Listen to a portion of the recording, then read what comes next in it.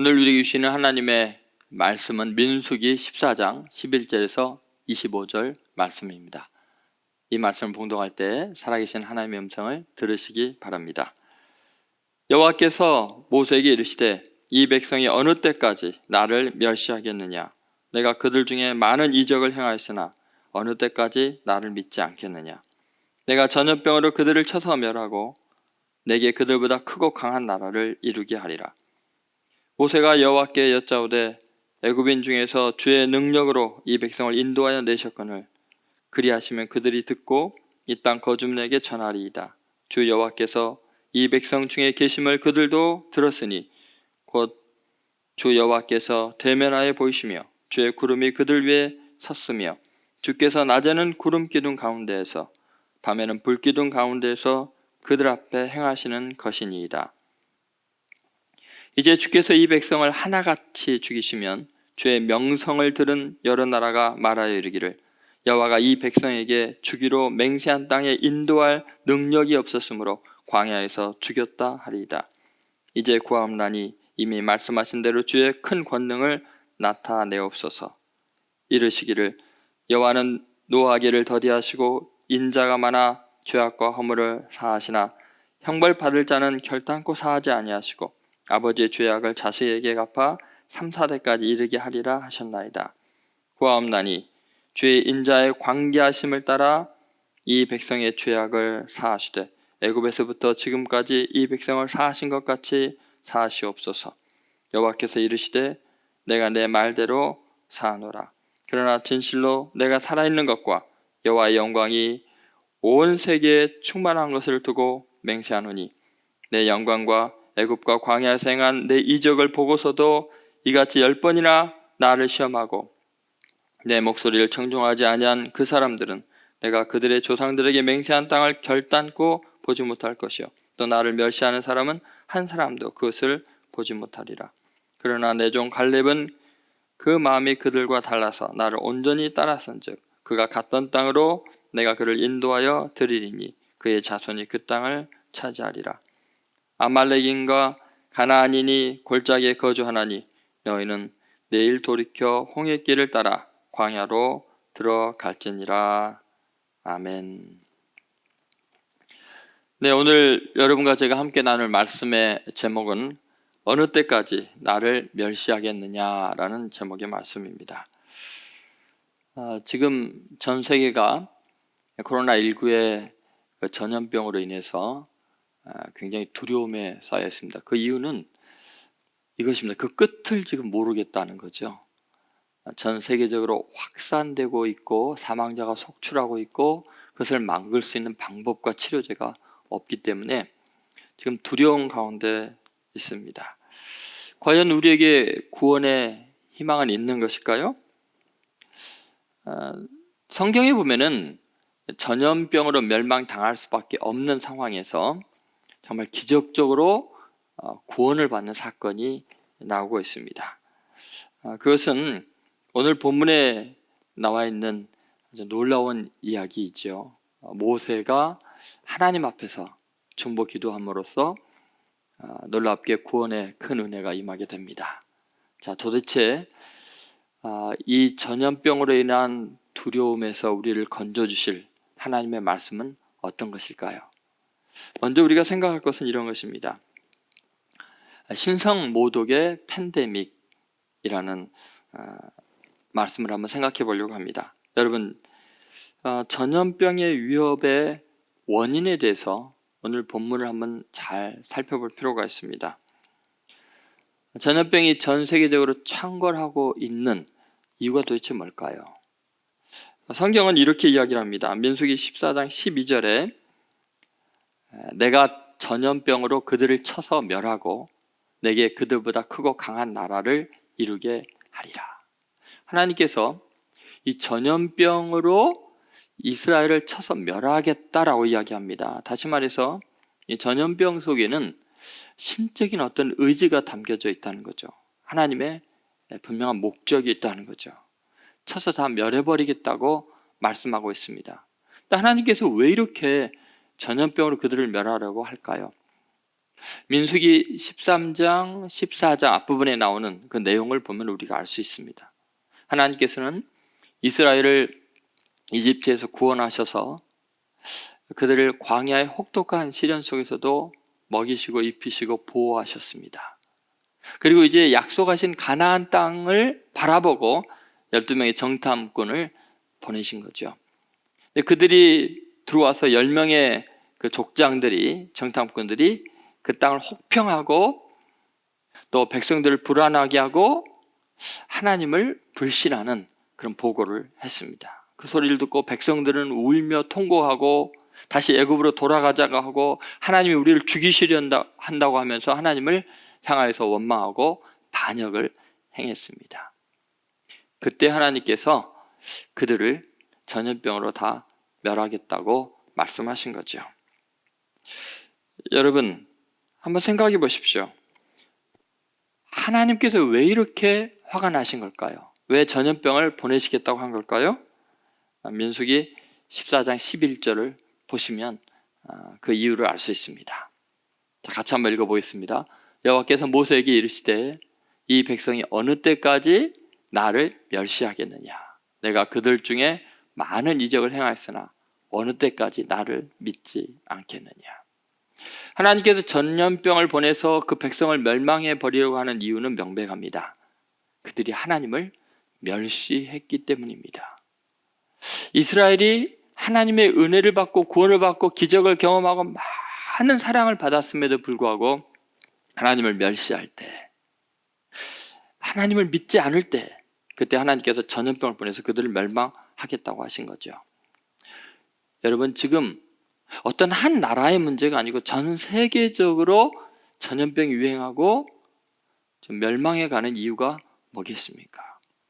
그것은 놀랍게도 하나님을 멸시하는 그 풍조가 전 세계적으로 만연하기 때문에 그렇다는 것을 오늘 말씀을 통해서 보면 알 수 있습니다.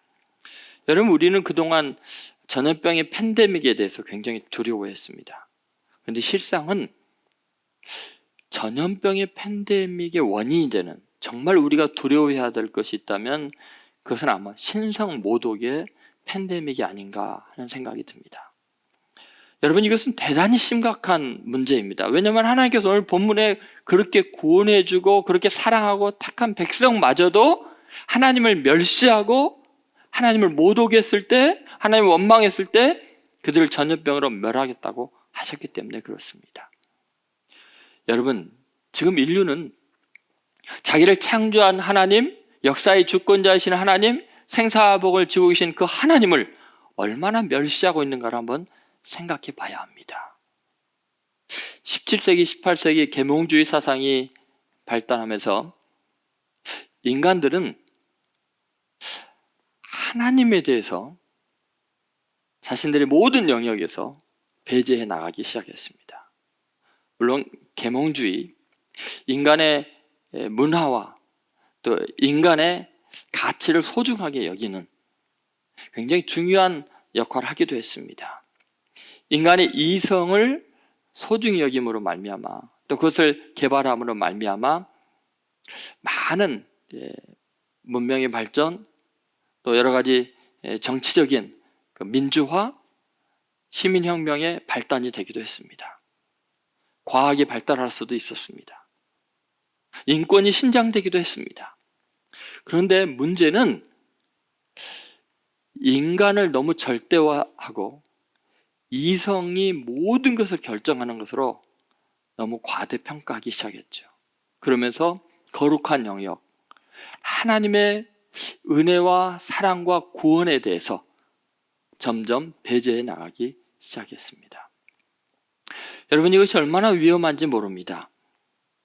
하나님 없는 세계를 만들어가고 인간만이 모든 걸 완전하게 이룰 수 있다는 착각이었죠.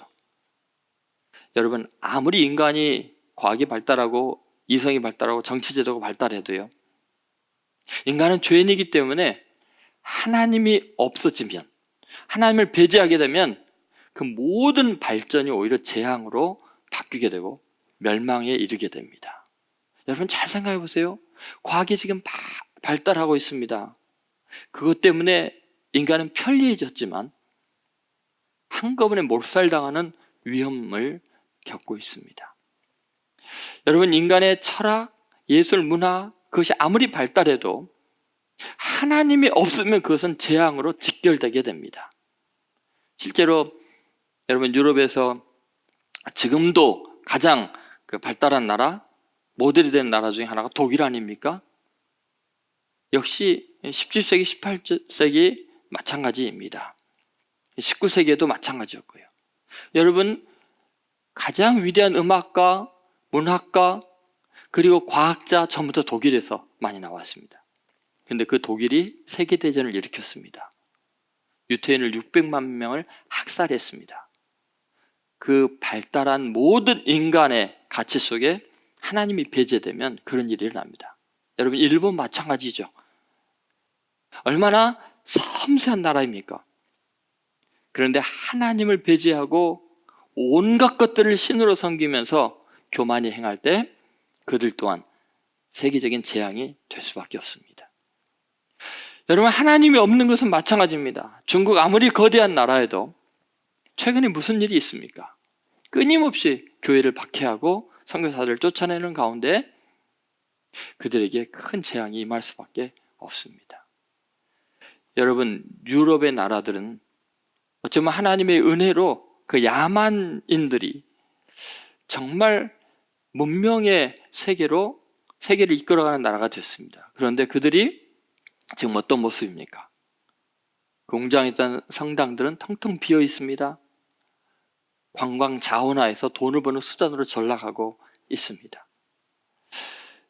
그들의 과학과 문화와 예술 속에 하나님이 점점 배제되고 있습니다. 그 결과가 어떻습니까? 지금같이 인간성이 황폐해지고 있습니다. 하나님이 없는 그 어떤 것도 재앙입니다.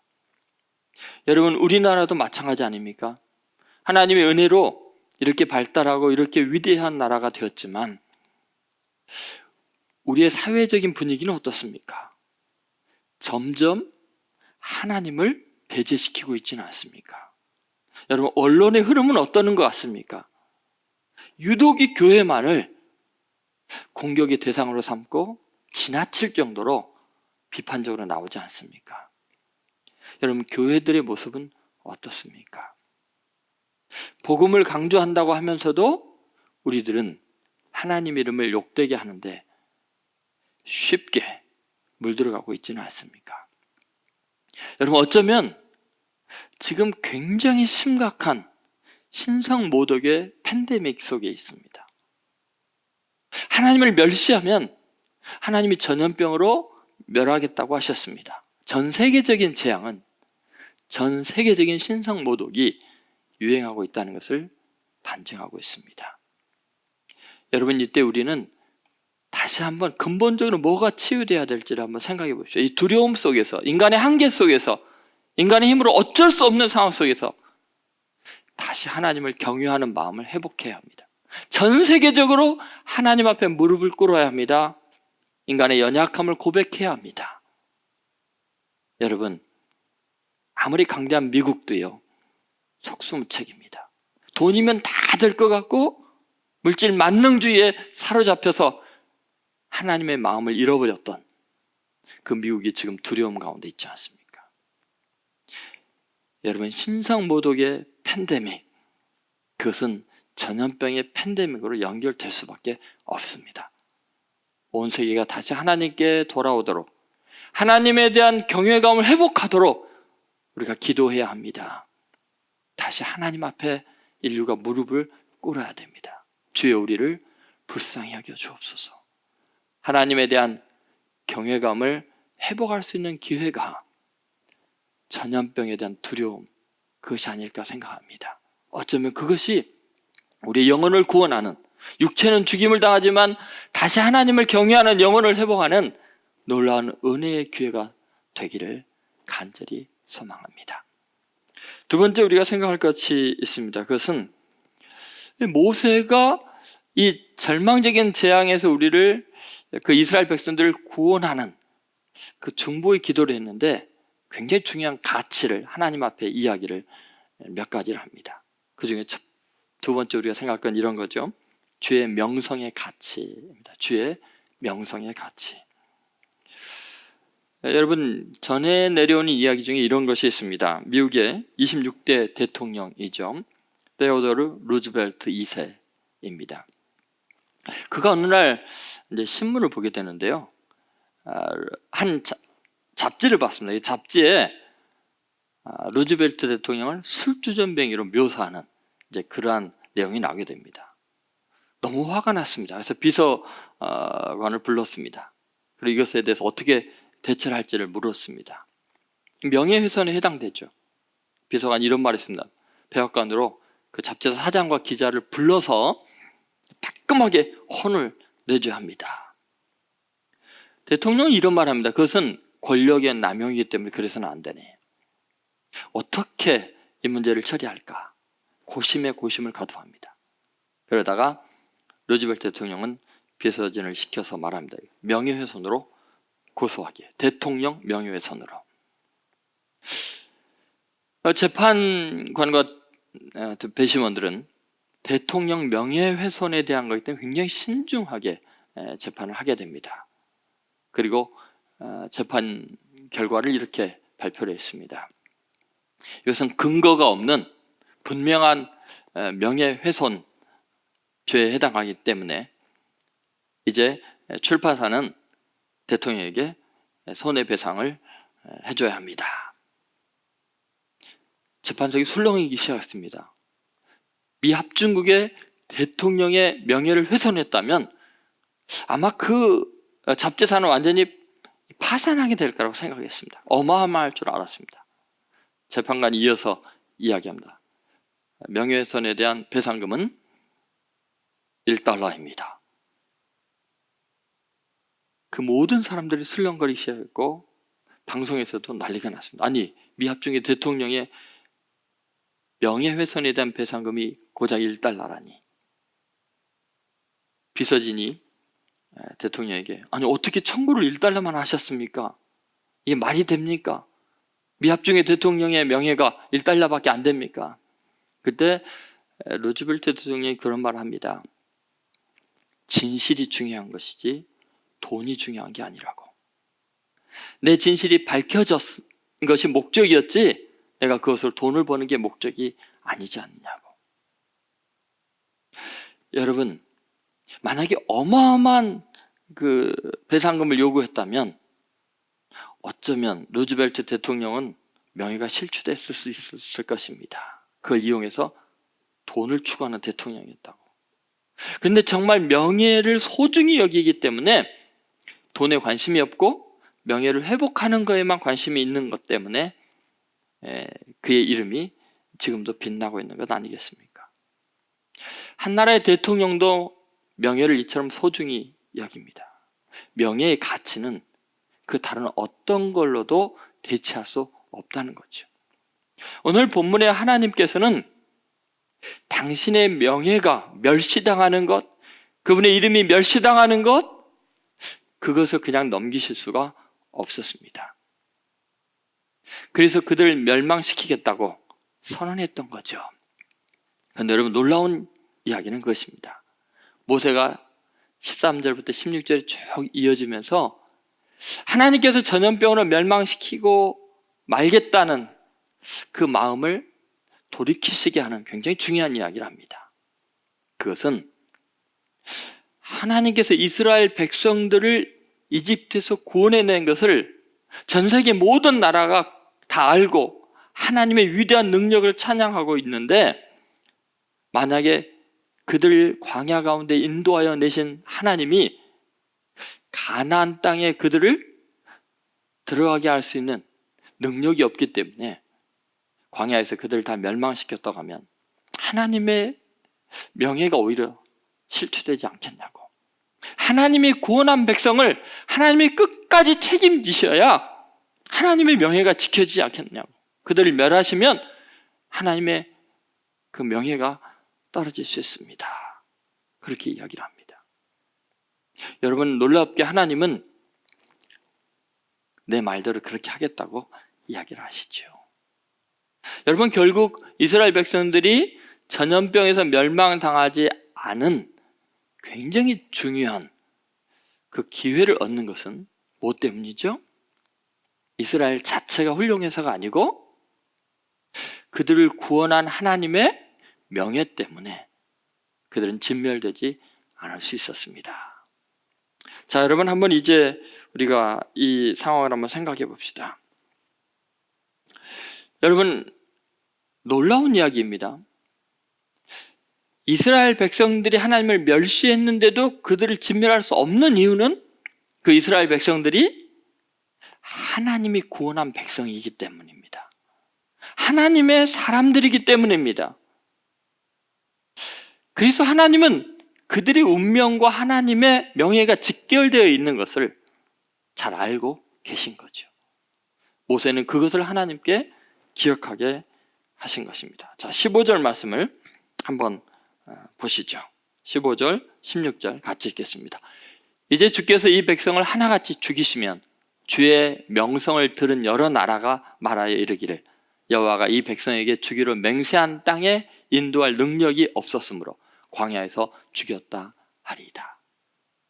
여러분, 이 말씀을 보면 참 놀라운 이야기가 나오고 있지 않습니까? 여러분, 이 백성을 하나같이 다 죽이면 주의 명성을 들은 여러 나라가 하나님이 인도할 능력이 없어서 죽였다, 이렇게 이야기할 거라는 거예요. 여러분, 지금 이스라엘 백성들이 멸망당해야 마땅한데도 멸망당하지 않은 이유가 뭘까요? 그것은 하나님의 명예 때문입니다. 여러분, 이것은 우리에게 어마어마한 소망을 주는 말씀입니다. 우리는 하나님을 멸시했고 범죄했습니다. 분명히 우리의 삶의 모습들을 보면 하나님이 없는 것처럼 살았습니다. 그래서 우리 개인의 삶뿐만 아니라 우리 나라, 심지어 교회, 그리고 전 세계의 많은 기독교 국가마저도 하나님을 믿지 않았고 하나님을 멸시했습니다. 그래서 전염병이 창궐할 수밖에 없고 멸망당할 수밖에 없습니다. 그러나 우리는 하나님 앞에 우리가 아뢰 수 있는 것이 뭐겠습니까? 주님, 우리에게 은혜를 베풀어 주세요. 주님, 우리를 불쌍히 여겨주세요. 하나님의 영광을 위해서, 우리를 구원하신 하나님의 명예를 위해서 우리를 살려달라고 기도해야 됩니다. 여러분, 이것이 얼마나 놀라운 이야기인지 한번 생각해 보십시오. 성경은 늘 이 하나님의 명예에 대한 이야기를 하고 있습니다. 이사야서 48장 9절 말씀을 한번 같이 읽겠습니다. 내 이름을 위하여 내가 노하기를 더디할 것이며 내 영광을 위하여 내가 참고 너를 멸절하지 아니하리라. 여러분 보세요. 왜 하나님이 노하기를 더디할까요? 왜 하나님께서 참고 멸절하지 아니하리라고 해요? 하나님의 이름을 위하여, 하나님의 이름을 위해서, 내가 내 이름을 위하여. 결국 여러분, 우리가 살 수 있는 길은, 우리가 멸절당하지 않고 하나님 오래 참을 수 있는 근거는 하나님의 영광입니다. 하나님의 이름을 위해서입니다. 이사야서 48장 11절에도 이렇게 이야기하죠. 같이 읽겠습니다.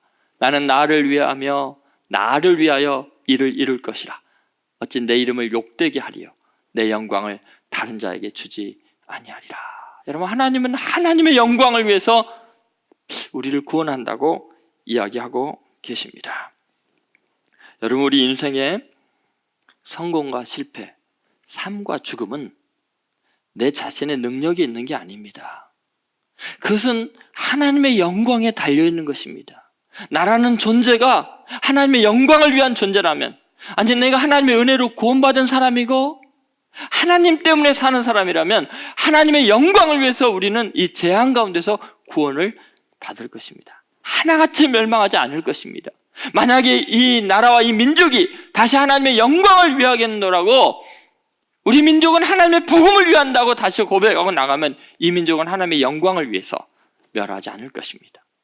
전 세계가 다시 하나님을 찬양하기 시작한다면, 다시 이 재앙에서 하나님의 이름을 높이겠노라고 고백하고 돌아온다면 하나님은 그분의 이름을 위해서 우리를 구원하실 것입니다. 여러분, 13절을 보십시오. 같이 읽겠습니다. 모세가 여호와께 여짜오되 애굽인 중에서 주의 능력으로 이 백성을 인도하여 내셨거늘 그리하시면 그들이 듣고 그랬습니다. 여러분, 모세가 근거 내온 것은 하나님께서 애굽인 가운데서 그들을 구원한 그 구원의 사건입니다. 그러면 여러분, 재앙의 때 우리가 하나님의 명예와 직결된 인생인 것을 주장할 수 있는 유일한 건 뭐냐면 하나님의 은혜로 구원받았다는 겁니다. 마귀의 손아귀에서 우리의 죄악에서 구원하는 것은 하나님이 우리를 이끌어내셨고 구원해 주시고 하나님의 능력으로 우리를 구원하셨기 때문에 우리는 하나님의 백성이고 하나님의 것입니다. 그래서 우리가 멸망당하는 것은 하나님의 구원의 능력이 없는 것으로 비춰질 수밖에 없다는 거죠. 내 힘으로 구원받은 게 아니라 내 의로, 내 노력으로, 내 고행으로, 내 능력으로 구원받은 게 아니고 하나님의 은혜로 구원받았다면, 우리가 만약에 멸망한다면 하나님의 명예가 실추될 수밖에 없는 거죠. 그러면 여러분, 이 재앙의 때 우리가 두려워하지 않을 수 있는 이유는 뭐냐면 내가 하나님의 은혜로, 하나님의 능력으로 구원받았다는 확신입니다. 이 어려운 재앙의 때 여러분, 다시 하나님의 구원의 은혜를 경험하려면 나를 구원하신 그 은혜를 다시 찬양해야 합니다. 그 아들을 십자가에 못 박아 죽기까지 나를 사랑한 그 은혜를 다시 찬양해야 합니다. 하나님 나를 구원해 주셨잖아요. 십자가의 능력으로 나는 자격이 없지만 하나님의 놀라운 사랑으로 구원해 주셨잖아요. 그러니까 하나님, 나를 포기하시면 안 됩니다. 이 재앙의 땅에도 나를 구원하여 주옵소서. 여전히 하나님의 은혜가 필요합니다. 하나님의 영광은 바로 나를 구원하시는 데 있다는 것을 잊지 마십시오. 다시 한번 하나님의 백성으로 구원받은 자들로 자신의 정체성을 확고하게 하는 귀한 기회가 되기를 주의 이름으로 축원드립니다. 세 번째, 모세가 강조한 것은 인자하심의 광대함입니다. 주의 인자하심의 광대함이죠. 모세는 간절히 백성들에 대해서 중보기도할 때 용서해달라는 근거, 그 사죄의 근거를 하나님의 인자하심에 두고 있습니다. 자, 19절 말씀 같이 한번 봉독하겠습니다. 구하옵나니 주의 인자의 광대하심을 따라 이 백성의 죄악을 사하시되 애굽에서부터 지금까지 이 백성을 사하신 것 같이 사하시옵소서. 여러분, 모세가 지금 백성들의 지은 죄, 그 명백한 사실인 걸 알고 있습니다. 그런데 그것을 구원할 수 있는 것은 하나님의 인자하심의 광대하심 때문이라고 이야기하죠. 그런데 그 하나님의 인자하심의 광대하심은 갑작스럽게 지금 생겨나야 하는 것이 아니고 원래 하나님은 너무너무나 인자하심이 크신 분이었고 그동안 하나님의 긍휼과 인자하심 때문에 구원받은 것이 아니냐라고 말합니다. 자, 19절을 다시 한번 보시면 애굽에서부터 지금까지 이 백성을 사하신 것 같이 사하시옵소서. 여러분, 우리는 늘 예전 처음 구원받을 때나 그리고 살아오면서 범죄하고 실수할 때 구원받은 것이나 전부 다 하나님의 인자하심의 연속이었습니다. 하나님의 긍휼의 연속이었습니다. 어느 한순간도 하나님의 인자하심이 떨어진 적이 없습니다. 만약에 하나님의 긍휼이 여기심, 하나님의 사랑이 떠나간다면 우리는 그 즉시로 멸망당할 수밖에 없습니다. 애굽에서 구원해서 아직까지 광야를 거치면서 하나님의 인자하심이 계속했던 것처럼 지금 이 백성들이 하나님을 멸시할지라도 하나님의 인자하심의 광대하심으로 구원해 달라고 다시 이야기를 하고 있는 거죠. 여러분, 우리가 구원받을 수 있는 것, 지금 이 멸망의 자리에서 회복될 수 있는 것은 우리의 능력의 문제가 아닙니다. 우리가 얼마나 선을 행했냐의 부분도 아닙니다. 누구의 잘못이다? 원인을 찾는 것, 그것도 무의미합니다. 어떤 의미에서 정말 우리가 의지하고 바라봐야 할 것은 하나님의 인자하심과 긍휼입니다. 우리의 소망은 하나님의 인자하심이 우리가 생각하는 것보다 훨씬 광대하다는 거예요. 훨씬 크다는 거죠. 우리가 구원받을 수 있는 건 하나님의 이 성품 때문입니다. 하나님의 이 사랑 때문입니다. 우리 개인의 삶 속에도 그렇잖아요. 사실 하나님의 절대적인 긍휼과 인자하심이 아니라면, 만약에 그분이 법대로 했다면, 그분이 차가운 분이라면 우리 중에 누가 살아남을 수 있겠습니까? 수없이 멸망당하고 부끄럼당하고 죽을 수밖에 없었을 것입니다. 우리가 믿는 것은 그래서 하나님의 인자하십니다. 근데 놀랍게 모세는 주님의 큰 권능에 대한 이야기를 하고 그 권능을 주의 인자하심과 연결시킨다는 놀라운 이야기입니다. 한번 17절 보시죠. 17절 같이 읽습니다. 이제 구하옵나니 이미 말씀하신 대로 주의 큰 권능을 나타내옵소서 이르시기를 그랬죠. 여러분, 주의 큰 권능을 나타낸다 할 때 우리는 큰 권능을 어떤 이미지로 생각하나요? 그 절대적인 무력, 완전한 힘으로 제압하는 권능을 생각하잖아요. 상대편을 제압하는 거. 그런데 모세는 놀랍게 이 하나님의 큰 권능을 하나님의 인자함으로 규정을 하고 있습니다. 자, 18절 말씀 같이 읽겠습니다. 여호와는 노하기를 더디하시고 인자가 많아 죄악과 허물을 사하시나.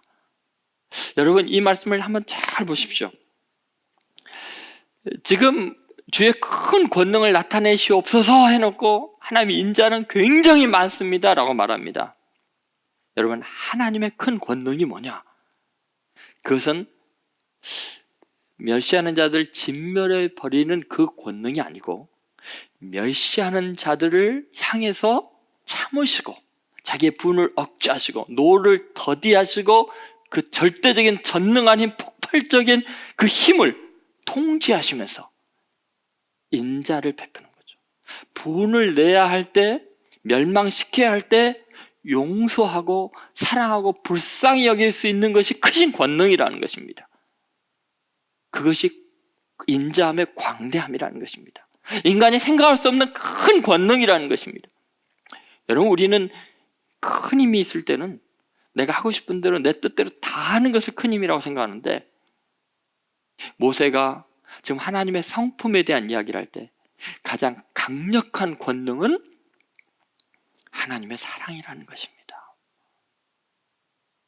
분을 낼 수 있을 때 그것을 사랑으로 화할 수 있다면, 심판할 수 있을 때 용서할 수 있다면, 그것처럼 가장 강한 힘을 가진 존재는 없다는 거죠.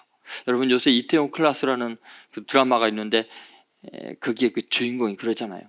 절대로 무릎을 꿇지 않습니다. 어떤 손해를 보고 어떤 피해를 입더라도 그 상대편에게 무릎을 꿇지 않습니다.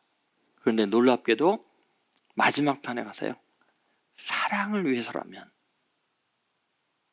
수만 번이라도 무릎 꿇는 일이 쉬운 일이다 라는 이야기를 합니다. 저는 거기에서 강하게 상대편을 제압하고 복수하려는 힘보다도 사랑 때문에 분을 내지 않는 그 절제된 인자함, 사랑의 힘이 얼마나 강력한가를 볼 수 있었습니다. 여러분, 주의 인자하심의 광대하심이 우리의 소망인 걸 잊지 마시고, 여러분, 이 믿음을 가지십시오. 우리가 하나님을 믿는다는 것은 절대적인 인자하심, 하나님의 큰 사랑의 광대하심을 우리 입으로 고백하는 것입니다. 모세가 그렇게 해서 그 시대를 구원한 것과 마찬가지죠. 여러분, 오늘 이 말씀을 다시 한번 마음에 새기시기 바랍니다. 지금 이 시대는 전염병의 팬데믹을 두려워할 일이 아니라 신성 모독의 팬데믹을 진정으로 두려워해야 할 때입니다. 우리가 살 수 있는 길은 하나님의 영광을 다시 선포하는 것입니다. 그분의 영광을 위해서 구원한 우리들을 결코 멸하지 않으실 줄로 믿습니다.